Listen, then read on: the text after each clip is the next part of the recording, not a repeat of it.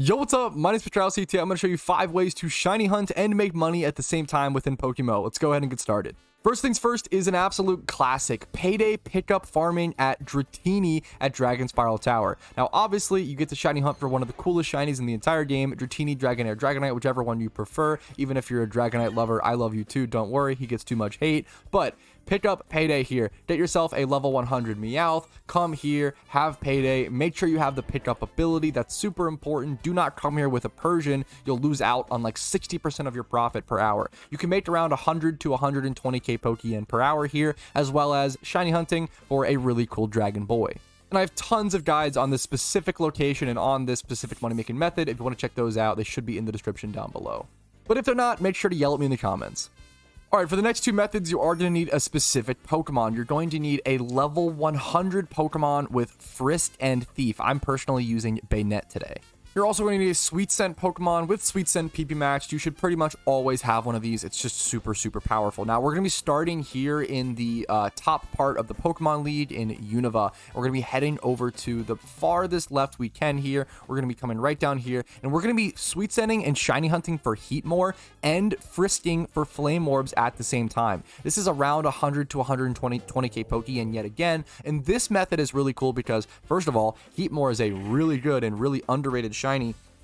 And then also, you get to ×5 Horde in this location, which is really the coolest part of it. I think being able to ×5 Horde and make Pokeyen at the same time is pretty much always a huge benefit. A lot of these methods end up being single encounters, but this one is a really cool way to shiny hunt quickly while also making really good money per hour. And once again, I have a video covering this money-making method specifically, which should be in the description. Next up, this third method is going to be very, very similar to the Heatmor one, but instead of being in Unova and instead of farming Heatmor for Flame Orbs, we're going to be in Kanto. We're going to be on one island, and we're going to be farming Meowth/Ponyta. Now, those are the 2 shiny options here, but really, you're looking for amulet coins on Meowth for the Pokeyen. So if you Sweet Scent right here on Kindle Road, it should be a 50% chance for Meowth and a 50% chance for Ponyta. Now, if you frisk and see an item on Ponyta, do not waste your time thieving all of them. It's just going to be a Shuckaberry. It's not really worth a whole lot of Pokeyen. Now, if you frisk and see an item on Meowth, it's going to be one of 2 things. It's either going to be a Quick Claw or an Amulet Coin. Quick Claws aren't really worth much either, but Amulet Coins are worth 15k a piece and are super nice to sell for quick profits on the GTL. I didn't really mention this in the last spot, but Flame Orbs are also worth around 10k a pop. This spot is a little more Pokeyen per hour. Here we get a nice Frisk. This spot is a little more Pokeyen per hour than Flame Orb, if I remember correctly, but it's pretty similar, around 120k. That's exactly what it looks like to frisk and then thief an item off the Pokemon. We did get a Quick Claw. Once you thief the item, you are able to just run and make sure you take it off of your Baynet. If you have an item on Baynet while trying to thief, you won't be able to get the item. So every time you thief an item, you do have to take it then off the Pokemon. Let me just show you really quick what that would look like. I just run from the battle since I already have the item. I can then go ahead and take the Quick Claw and keep Sweet Scenting.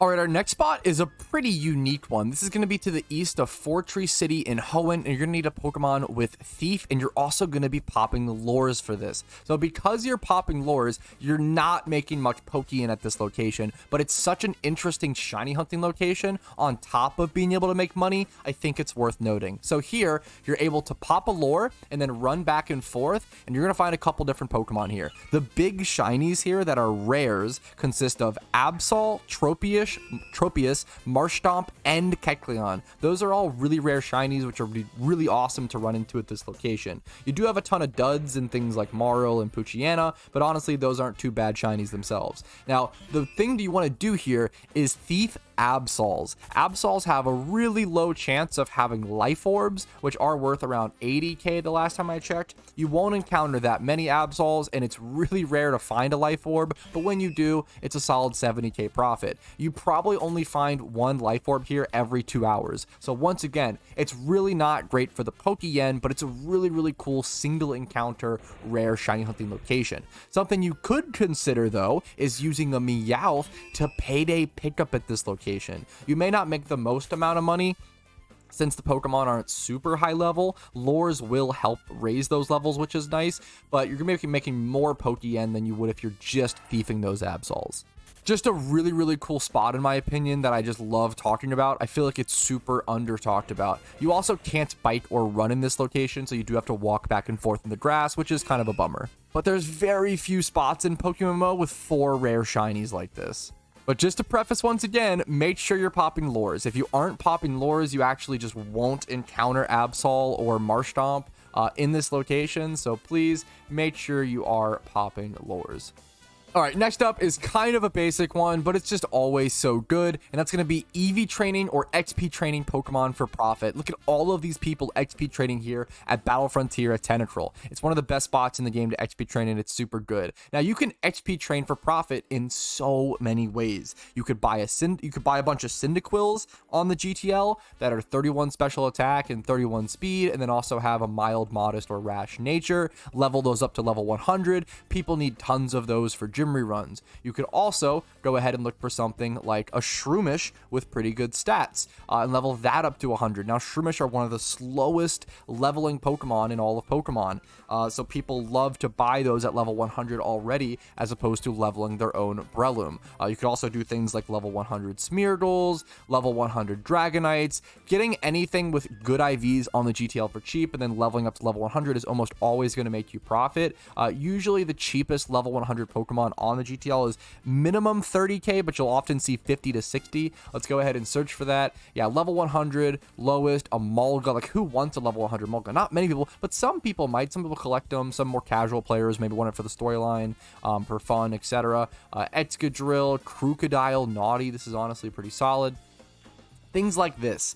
Lots of players are looking for level 100s to help them out or just to flex on their friends. Next up is another method that I'm not going to cover in detail in this video, but I have tons of guides on it on my channel, and this one is going to be breeding for profit. Breeding for profit is obviously going to be one of the slowest ways to get encounters, but it's also one of the best ways to make money. You can make around 400 to 600,000 Pokeyen consistently when breeding for profit. Now, the downsides of it are you need a lot of capital. It takes a long time for those things to sell and for you to get that money. It takes a lot of game knowledge, and it's really mentally intensive. Usually after breeding for around 1 to 2 hours, most people are pretty spent and need a break. But some of the huge benefits are breeding for profit obviously makes a ton of money, and you also can get really, really rare shinies while also making profit. Beldum is a really good Pokemon to breed for profit. Things like Garchomp, you'll get a shiny Gibble, Gengar, Ghastly. There's tons of Pokemon. Staryu, you can breed things like Charmanders if you want. Pretty much any rare Pokemon you can just breed for profit. Chansey, and just have that chance at breeding a competitive rare shiny. It's a very slim chance, but if you do it long enough, theoretically one day it should happen, right? Maybe not, but you can try your best. I love breeding for profit. It is just hugely beneficial, but once again, there are a lot of requirements to be able to actually do it. But that is the last method I wanted to talk about today. Hopefully these 5 ways of shiny hunting and making money at the same time, at least one of them was applicable to you and helped you out. If it was, make sure to let me know by liking the video if you enjoyed it, dislike if you didn't, subscribe to the channel for daily PokeMMO content and news, information, guides like this, etc. And then if you want to go above and beyond and support the channel, YouTube memberships, Twitch Primes, Twitch subs, and PayPal/Venmo do help out a ton. Only do so if you can afford it, and if I've given you enough hours of PokeMMO content to warrant it to you. Thank you for watching. Thank you for your time. Have a great day. Yo, thank you so much for watching until the very end of the video. I really, really appreciate that, and hopefully it was worth your time. If your name is on this list, that means I appreciate you even more, and you go above and beyond and physically allow my channel to function. I appreciate you so much, and have a great day.